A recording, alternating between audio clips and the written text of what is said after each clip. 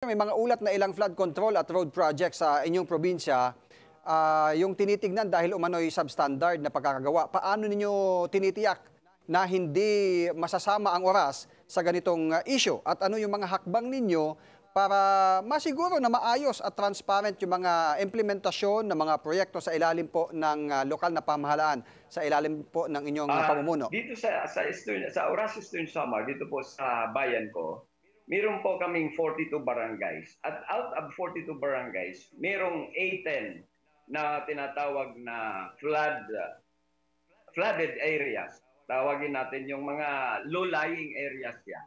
At out of that 18, meron na pong 12 na nagawan ng flood control.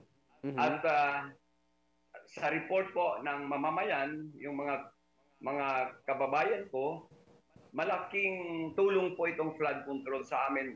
Sa tuod nga po, kailangan pa namin ng 6, no? 6 na flood control sa remaining flooded areas. So sa issue po dyan, dito sa Oras, wala po dahil regular po ang monitoring at saka kung meron man nagrereklamo, pinapupunta dito, nagkakaroon pa ng kolaborasyon po. Maganda yung yung inyong ginagawa na mismong LGU ang nag-i-inspect at tinitiyak na talagang walang substandard at maayos yung mga proyekto diyan sa inyo.